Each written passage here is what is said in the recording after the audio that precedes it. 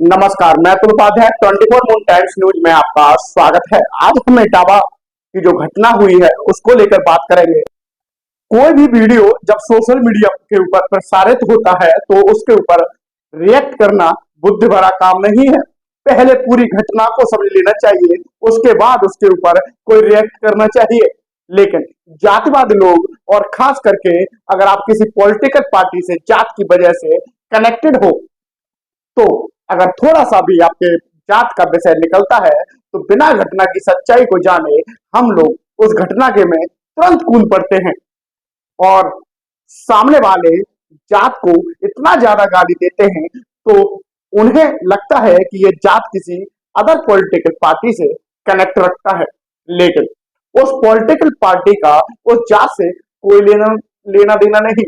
लेकिन एक व्यक्ति जो पूरी जात की राजनीति करके उभरा हुआ है, वो व्यक्ति फेसबुक के ऊपर अपने विष अपने मन के अंदर के घृणा को इतना जोर से लाता है कि हिंदू एकता को समाप्त करने का पूरा उसका मंशा साफ साफ स्पष्ट रूप से दिखाई देता है। लेकिन जातवाद के कीड़े हमेशा एक बात भूल जाते हैं कि हिस्से के दो पहलू होते हैं। पहले हिस्से को हम अच्छे से समझ लेते हैं कि आखिरकार हुआ क्या, उस घटना में क्या हुआ था। उत्तर प्रदेश के इटावा में भागवत कथा का आयोजन कराया जाता है, जिस कथा के अंदर कुछ व्यक्ति आते हैं, कथा करते हैं। लेकिन उसके बाद सोशल मीडिया के ऊपर एक वीडियो तेजी से वायरल होता है, जहां उस व्यक्ति के सिर मुड़वाए जाते हैं, कुछ व्यक्तियों के सिर मुड़वाए जाते हैं। लोग उनके साथ बदतमीजी करते हैं, उनसे अन्यों के जो वहां पे लोग थे उनसे उन्हें घेरे हुए थे उनसे पैर छुपाए जाते हैं।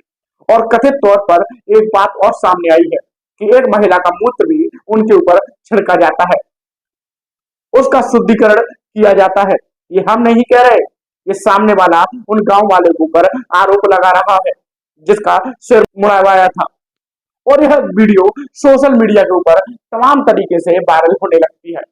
इसके पश्चात एक एंगल और सामने आया कि यादव होने की वजह से उनके साथ अपमान भरा कार्य किया गया, मतलब जातवाद एंगल इसमें भी डाल दिया। अगर यह घटना सत्य है कि यादव होने की वजह से उनके साथ ऐसा किया गया, तो यादव होने की वजह से उनको अगर ऐसा अपमानित किया गया तो पूरे के पूरे गांव को इसकी सख्त सजा मिलनी चाहिए। 4 लड़कों को गिरफ्तार कर लिया गया है इस घटना के पश्चात में। जिस तरीके से फेसबुक के ऊपर एक अलग सा हंगामा तैयार होकर मैंने देखा था, हर कोई ट्वीट कर रहा है, एक पक्ष को घेरता हुआ नजर आ रहा है। और खास करके ट्वीट के ऊपर कि पूरे ब्राह्मण समाज को ही अलग से देना, गाली देना शुरू कर दिया है लोगों ने। अब यहाँ अब वहां के लोगों की मानसिकता क्या थी क्या नहीं, लेकिन एक वीडियो का एंगल देखते हैं कि पूरे एक तरीके से विचारधारा बना दिया गया कि सारा का सारा ब्राह्मण समाज जो है वो एक कैटेगरी में आकर खड़ा हो गया था। मैं कभी नहीं कह रहा हूं कि ये गलत है, गलत नहीं है, गलत है, उन लोगों के साथ गलत किया गया। लेकिन जब मैं देख रहा हूं कि 2 व्यक्ति या 4 व्यक्ति के किए जाने की कृत्य को 10 या फिर 10-15 लोगों के किए जाने वाले कृत्य को पूरे समाज से जोड़ दिया जाता है, बीजेपी वालों से जोड़ दिया जाता है और पूरे ब्राह्मण समाज को गाली दी जाती है, वो भी केवल एक साइड के वीडियो को देखकर।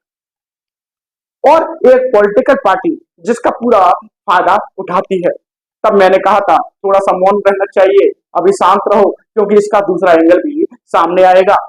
लेकिन उससे पहले ही जो अपने आप को न्यूट्रल दिखाने के चक्कर में कि हमें तो सब कुछ पता है, हम तो ट्वीट करेंगे, हम तो पोस्ट करेंगे, हम तो सोशल मीडिया पर लिखेंगे, हम लोग वहां पर मौजूद थे, हम लोग अपनी आंखों के सामने ये सारी चीजें देख रहे थे, केवल सोशल मीडिया के आधार पर के ऊपर ही तुरंत ही अपनी बातों को पेलना शुरू कर दिया। कथित तौर पर आप लोगों ने उनकी रील भी देखे होंगे, वीडियो भी देखे होंगे, यूट्यूब के ऊपर बहुत सारे वीडियो वायरल हुए हैं, वो भी देखे होंगे। अब जो घटना हुई वो भी गलत हुई है, उसे कोई सच नहीं कह रहा, ना कोई ब्राह्मण समाज का बंदा उसे सच कह रहा है, ना कोई गौर सच कह रहा है, गलत हुआ है। लेकिन इसका दूसरा एंगल क्यों नहीं देखा जा रहा, क्यों नहीं बताया जा रहा है दूसरा एंगल, क्या कहा गया, यानी जो कि यहाँ पे बात पहुंच गई, इतनी बड़ी बात हो गई, दूसरा एंगल भी देखिए, ऐसी क्या घटना हुई जो इतनी बड़ी घटना हो गई। इनसे पूजा भी करवाई गई थी, इनसे यात्रा के बगल में यात्रा भी चलवाई थी, वहां पर चलते में ये महिला को बार बार टच कर रहे थे, ऐसा सुनने में आ रहा है। दूसरी तरफ से बयान जैसे ही सोशल मीडिया के ऊपर वायरल होता है तो अचानक से इस महिला को इतनी गंदी गंदी गालियां, भद्दी भद्दी गालियां दी जाती हैं, तो मैं तो सोच के ही दंग रह गया कि एक ब्राह्मण समाज की महिला को आप इस तरह से ट्रीट कर रहे हैं। एक महिला को जिसके बच्चे भी हैं, जिसका समाज भी है, उसका परिवार भी, उसे इतनी भद्दी भद्दी गालियां दे रहा है बिना सब जाने। मैं तो दंग रह गया ऐसी ट्वीट देख के, सोशल मीडिया पे कमेंट देख के। जब लोगों के मैं अकाउंट चेक कर रहा था ना, फेसबुक के ऊपर, इंस्टाग्राम के ऊपर, ट्विटर के ऊपर, तो मोस्टली अकाउंट फेक नजर आ रहे थे। और जो अकाउंट सही भी थे ना, वो एक जात से जुड़े हुए थे, एक पार्टी से जुड़े हुए थे, पॉलिटिकल पार्टी से एक रस्ते थे वो लोग, एक पॉलिटिकल पार्टी को सपोर्ट कर रहे थे, जस्ट बिकॉज वो एक पॉलिटिकल पार्टी उनकी जात को सपोर्ट करता है, इसीलिए सपोर्ट कर रहे थे बिना दूसरे एंगल जाने। और वो जात के आधार पर ही राजनीति करता है सामने वाला बंदा। तो जात के आधार पर राजनीति करने वाले व्यक्ति महिलाओं के प्रति कितना सम्मान रखते हैं और अपनी भावना को प्रकट करते समय अपनी मर्यादा को कैसे लांघते हैं, ये भी मैंने स्पष्ट रूप से देख लिया। अब ये दूसरा एंगल है।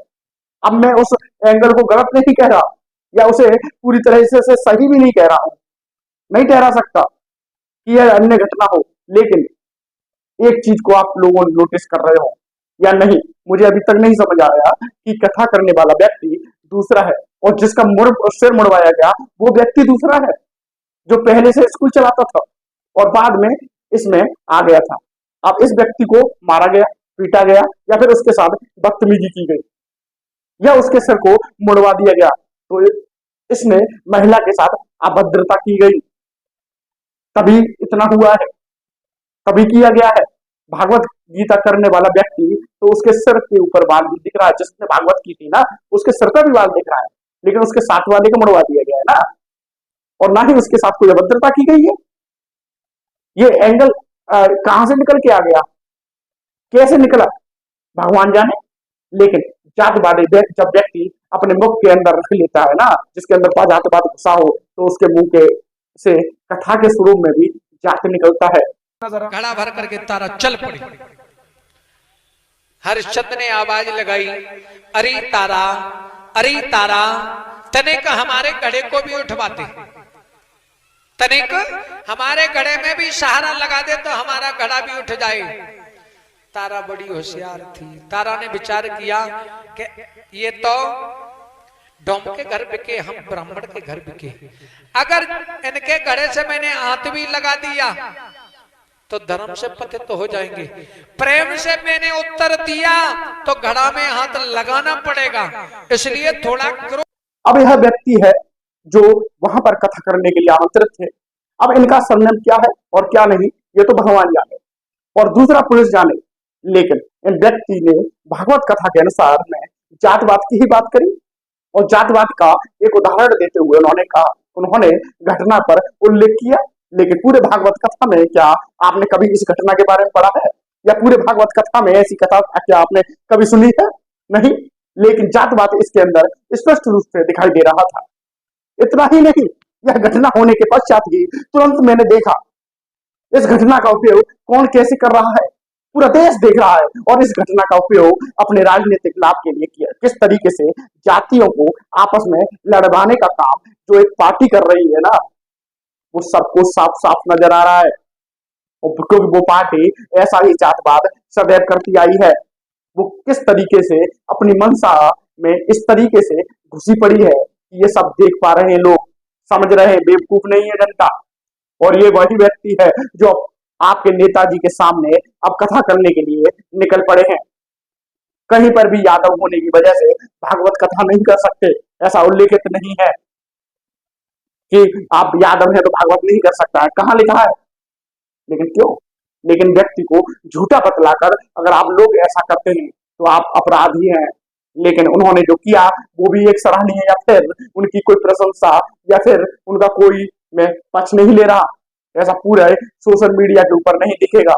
जिन्होंने गलती की उनको पकड़ा जाएगा और जो दूसरा एंगल आया है उसके बारे में बात किया जाए।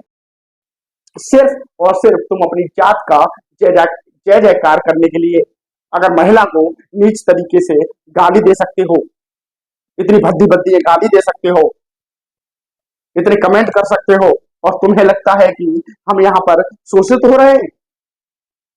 तो थोड़ा सा सब्र रखो। जो घटना हुई है उसकी प्रशंसा कोई नहीं कर रहा है, लेकिन जब ऐसी बातें सुनते हैं तब दिमाग का खून खोल जाता है। भागवत कथा जब यह लोग बताते हैं, लोगों को सुनाते हैं भागवत कथा, तो लोग उसमें इतना ज्यादा मनोमोहित हो जाते हैं कि उनके शब्दों को सुनकर हम अपने आप को पूरी तरीके से उस समय में पाते हैं जब आपके शब्दों की मर्यादा आप लांघने लगे। हनुमान जी को कुत्ते की तरह यहाँ पर घूम रहे थे, ऐसा बोले। मैं तो भगवान से बड़ा हूँ और मैंने सीता का पता बताया। सारी रात हनुमान जी मारे मारे कुत्तन तरह घूमे, सीता ने। ये शब्द आपको शोभा देते हैं, किसी आचार्य को शोभा देते हैं?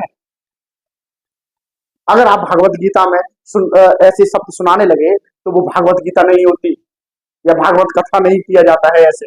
वहां पर आपके शब्दों की मर्यादा पूरी तरह से कलंकित हो जाती है।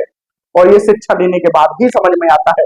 इस स्कूल का बिजनेस कर रहे थे, मोदी जी ने स्कूल बंद करवा दिया, इसीलिए इस धंधे में आ गया। यह कोई धंधा नहीं है, यह एक प्रकार की शिक्षा है जो हमें समाज को देने के लिए आते हैं। और इस छोटी सी बात को ना समझने वाले लोग इसे केवल धंधा का स्वरूप देकर आप सामने वाले व्यक्ति को शिक्षा देने की बजाय उन्हें जातवाद की ऐसी गंदगी परोसते हैं, तब उनका भी दिमाग खराब होता है। और इसके बाद ऐसे शब्द सुनने पड़ते हैं। क्या आप लोगों को लगता है कि यह शब्द सही है भागवत कथा बताने के लिए? क्योंकि पहले बिजनेस कर रहा था, यानी वो कह रहा पहले मैं बिजनेस कर रहा था, स्कूल चला रहा था, मैं मैं टपरी का काम कर रहा था, मैं पंचर बना रहा था, और अचानक से मेरा धंधा मोदी जी ने बंद करवा दिया। इसीलिए मैंने सोचा कि गुरु का साथ लेते हैं, भागवत कथा का स्टार्ट कर देते हैं। यह कोई बिजनेस नहीं है। आपकी नजर में बिजनेस होगा, उन आचार्यों की नजर में बिजनेस नहीं है जिसे लोग स्टार्ट कर देंगे। इसके लिए गुरु शिक्षा, और इसके लिए आपको परिश्रम करना पड़ता है, शब्दों की मर्यादा को समझाना पड़ता है। अब कुछ लोग मेरी जात को ढूंढकर तुरंत ही अपना विश्व उबालेंगे कमेंट में, अपनी बुद्धि का लेवल है वहां पर दिखाएंगे। क्योंकि ये लोग महिला को नहीं छोड़ रहे तो मुझे क्या छोड़ेंगे? उस महिला को नहीं छोड़ रहे, जैसे गालियां बद्दी बद्दी गालियां पड़ रही हैं, तो मुझे क्या छोड़ेंगे? जहां तक बात हो रही है वो महिला का पेशाब छिड़का गया, उसकी अभी तक पूरी तरह से पुष्टि नहीं हुई है। तो इस घिनौनी बात को इतना ज्यादा उछाल उछाल कर बताने की आवश्यकता नहीं है आप लोगों को। और जो कह रहे हैं बाबू फेक आईडी से कमेंट कर देने से, या फेक आईडी से इंस्टाग्राम चलाने से, या फेक आईडी से ट्विटर चलाने से, या फेक आईडी से फेसबुक चलाने से, अगर आप लोगों को लग रहा है कि हमें कोई फर्क नहीं पड़ सकता, तो आपको बता दें हम लोग, फर्क पड़ेगा, पकड़े जाओगे। और कोई भी राजनीति व्यक्ति आपको बचाने के लिए नहीं आएगा। अगर आपके ऊपर कोई केस हो जाता है तो कृपया करके अपनी जातिवाद को गंदगी से उसे बाहर निकालो। क्या सही है क्या गलत है वो पुलिस निर्धारित करेगी। अगर उन्होंने गलती की है वो जेल में बैठे हुए हैं। और उसके बाद यह इस बात स्पष्ट रूप से जातिवाद का कीड़ा अपने मन के अंदर से निकाल दो। और जो लोग जानबूझ के इस घटना को जातिवाद का एंगल दे रहे हैं, थोड़ा सा सावधान रहिए और थोड़ा सा सचेत रहिए, क्योंकि हर घटना का दो पहलू होता है। पहला पहलू को समझ के उसमें कूद पड़ना, उसके ऊपर रिएक्ट करना कहीं से भी उचित नहीं होता। दूसरे एंगल को भी समझना पड़ता है, उसको भी समझो, उसके बाद ही कमेंट किया करो, उसके बाद ही कोई सोशल मीडिया पर पोस्ट करो। और पहला एंगल अगर सही है उसे कड़ी से कड़ी सजा मिले। दूसरे एंगल में भी अगर आपको कहीं से भी लगता है कि उन्हें उनकी गलती है, तो आपको भी उतनी ही सजा मिले कि आपको भी याद रहे। लेकिन नहीं, लोगों के अंदर जातिवाद पनप रहा है। ऐसा ही कुछ उसके घटना के 2 दिन बाद देखने को मिला। काफी लोग इकट्ठा होते हैं, 1000-2000 लोग इकट्ठा होते हैं, मीटिंग करते हैं, और ऐसा लोग इकट्ठा हो गए इटावा में, और एक जो पुलिस स्टेशन है वहां का नजदीक का, उस पर धावा बोलते हैं। पुलिस स्टेशन के अंदर घुसने की कोशिश करते हैं, पुलिस उन्हें रोकने की कोशिश करती है, लेकिन पुलिस फोर्स कम था, उन्हें नहीं मालूम था ये लोग ऐसा उपद्रव करेंगे, और उन्होंने उस जगह को रोकने की कोशिश करी। पुलिस फोर्स कम था तो उन्होंने जो उपद्रवी थे, जिन्होंने पुलिस पर हमला करना शुरू कर दिया, गाड़ियों में तोड़ फोड़ करनी शुरू कर दी, पत्थर बरसाने शुरू कर दिए, तो पुलिस को भी अपना रौद्र रूप दिखाना पड़ा। भाई साहब, ये उत्तर प्रदेश की पुलिस है, नाम ही याद दिला देगी, साथ पुश्तें याद रखेंगी आपको अगर कोई भी जुर्म करते हैं आप तो। और आप तो बिन बात के ही पुलिस पर ही पत्थर बरसा रहे हैं, जो देश के रक्षक हैं उन पर ही पत्थर बरसा रहे हैं। वो आपकी दिन रात आपकी सेवा कर रहे हैं, आपकी ड्यूटी में लगे हैं 24-24 घंटे। आपको कोई आपके साथ कोई घटना होती है तुरंत आपके साथ खड़े होते हैं, आप उन्हीं पर पत्थर बरसा रहे हैं। वो अपना काम कर रही है, 4 लोगों को गिरफ्तार किया है, पूछताछ चल रही है, वो लोग जेल में हैं, छोड़े नहीं है, तो आप इकट्ठे होते हैं 1000-2000 लोग और पुलिस पर धावा बोल देते हैं।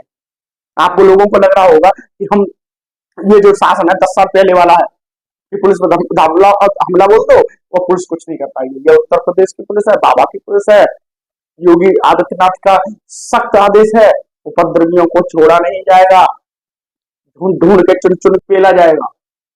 और ऐसा ही हुआ, कोई नेता नहीं गया, भूल जाए आप, और न ही कोई नेता आपको बचाने आएगा। वो लोग गए हैं जिनके छोटे छोटे बच्चे हैं, घर में राशन नहीं है, खुद ही कमाने वाले हैं, शाम को सुबह कमाएंगे शाम को खाएंगे, वो लोग गए हैं सिर्फ किस लिए? जात के ऊपर। आप लोगों ने जातिवाद डिफाइन कर दिया कि हमारी जात के लोगों को मारा गया है, पीटा गया, और इसीलिए गए हैं वो लोग। और आज उनकी वीडियो वायरल हो रही है, महिलाएं रो रही हैं कि घर में कोई नहीं है कमाने वाला, मेरे पति को जेल में ठूस दिया। अरे ठूसेंगे नहीं, तुम पत्थर बरसाओगे तो ठूसेंगे, लेकिन उन्हें बचाने कोई नहीं आएगा। नेता ने किनारा कर लिया कि हमारे लोग नहीं है, अब सड़ो जेल में, भुगतो साल भर जिंदगी, पूरी उम्र कोर्ट के चक्कर लगाओ, करो पैसा बर्बाद, खेत बेचो मकान बेचो, नेताओं को फर्क नहीं पड़ेगा, क्योंकि उनकी औलादें विदेशों में पढ़ रही हैं और आपकी औलादें सरकारी स्कूल में पढ़ रही है। पुलिस अपना काम कर रही है, जो भी होगी घटना सामने निकल कर आएगी। आज के लिए सिर्फ इतना ही, बने रहिए मेरे साथ 24 न्यूज़ पर।